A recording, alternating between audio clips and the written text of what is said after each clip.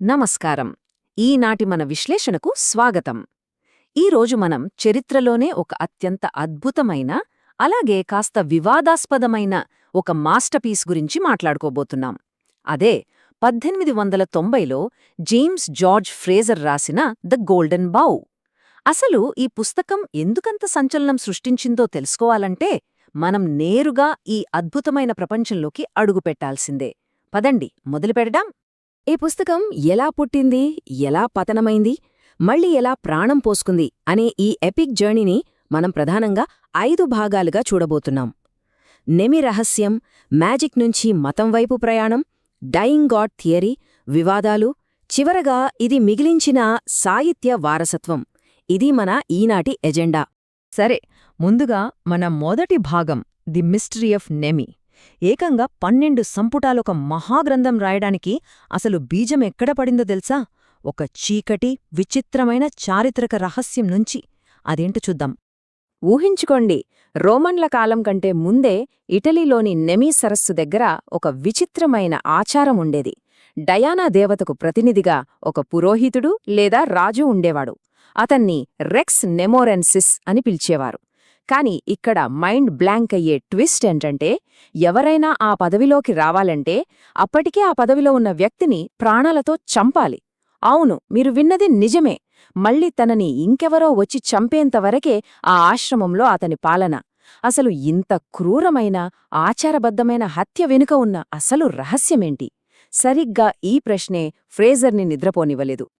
ఇక 1890లో కేవలం ఈ ఒక్క ఆచారబద్ధమైన హత్య మిస్టరీని సాల్వ్ చేద్దామని ఫ్రేజర్ తన అన్వేషణ మొదలుపెట్టాడు. కాని ఏమైందో తెలుసా? అది కేవలం ఒక చిన్న పరిశోధనగా మిగిలిపోలేదు.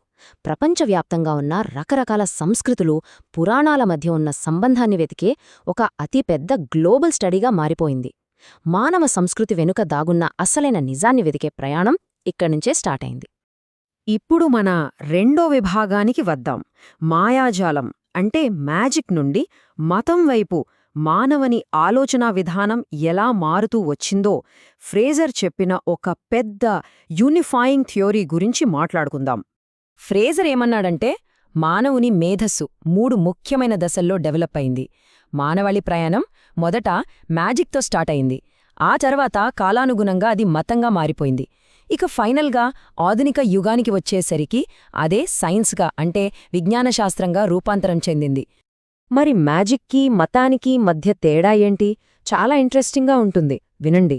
మ్యాజిక్ అంటే ప్రకృతిని డైరెక్ట్గా తన కంట్రోల్లోకి తెచ్చుకోవాలని మనిషి చేసిన ప్రయత్నం.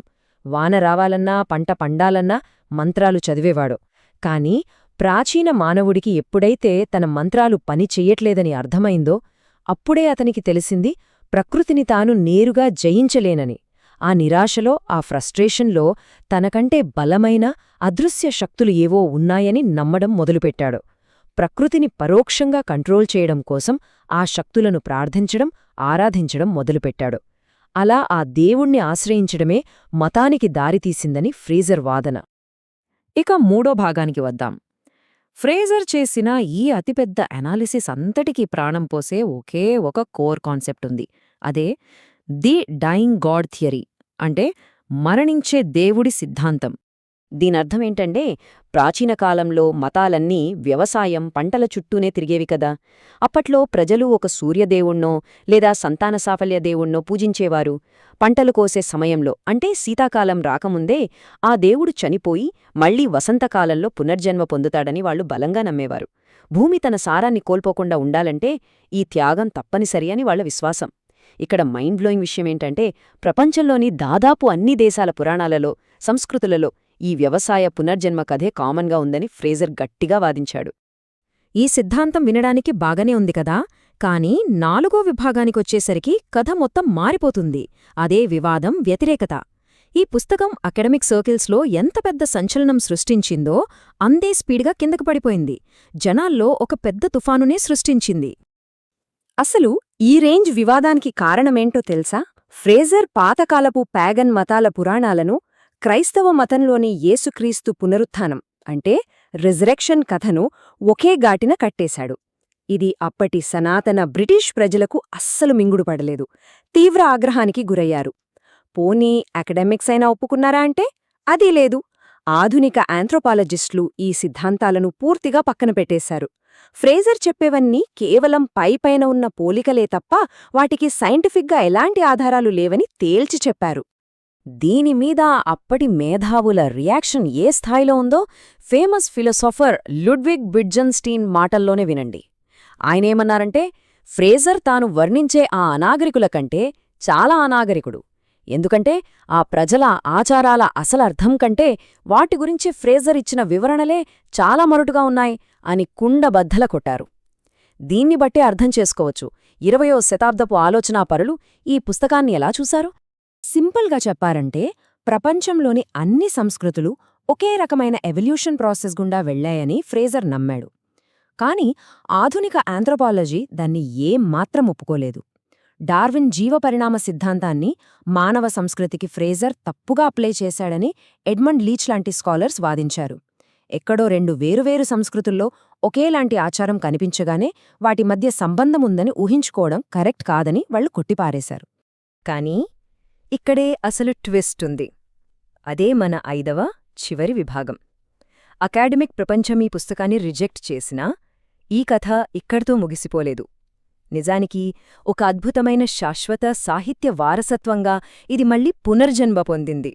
సైంటిస్టులు వద్దనుకున్న ఈ పుస్తకాన్ని కళాకారులు మాత్రం గుండెలకు హత్తుకున్నారు. ఎంతలా అంటే, ఆధునిక సాహిత్య దిగ్గజాలైన టి.ఎస్. ఇలియట్ రాసిన famous poem the Waste Land, James Joyce, Ernest Hemingway, అలాగే జోసెఫ్ క్యాంబెల్ రాసిన ది హీరో విత్ 1000 ఫేసెస్, వీటన్నిటికీ ఫ్రేజర్ సిద్ధాంతాలే ఇన్స్పిరేషన్. రచయితలు తమ పాత్రలను, కథలను ఆ ప్రాచీన పౌరాణిక ప్రపంచంతో ముడిపెట్టడానికి ది గోల్డెన్ బౌ ఒక మహాసముద్రంలో ఉపయోగపడింది. ఈ పుస్తకం జర్నీ చూస్తే చాలా ఆశ్చర్యంగా అనిపిస్తుంది కదూ. ఒకవైపు ఆధునిక సామాజిక శాస్త్రవేత్తలకు ఇదొక ఇబ్బందికరమైన విషయంగా, ఒక ఎంబారస్మెంట్గా మిగిలిపోతే, మరోవైపు 20వ శతాబ్దపు సృజనాత్మక రంగంలో మాత్రం ఇదొక ఎపిక్ లిటరరీ సక్సెస్గా నిలిచిపోయింది. ఇందులో ఆ మరణించే దేవుడి కాన్సెప్ట్ కవులకు, కళాకారులకు ఒక పిచ్చెక్కించే స్ఫూర్తినిచ్చింది అనడంలో ఎలాంటి సందేహం లేదు. సో ఫైనల్గా ఒక్కసారి ఆలోచించండి. ఒక సిద్ధాంతం సైంటిఫిక్గా తప్పు అని తేలితేనేం, అది ఒక శతాబ్దపు అత్యుత్తమ కళలకు, అద్భుతమైన సాహిత్యానికి ప్రాణం పోసినప్పుడు దాని మనమెలా తప్పుబట్టగలం? ఒక గ్రేట్ ఆర్ట్ని ఇన్స్పైర్ చేసినప్పుడు దాని సైంటిఫిక్ అక్యురసీ నిజంగా మ్యాటర్ అవుతుందా? బహుశా మానవాళి ఊహాశక్తికి రెక్కలు తొడగడంలో ద గోల్డెన్ బౌ సాధించిన అసలైన మ్యాజిక్ ఇదేనేమో. ఆలోచించండి. మళ్లీ మరొక ఆసక్తికరమైన విశ్లేషణతో కలుద్దాం. అంతవరకు సెలవు.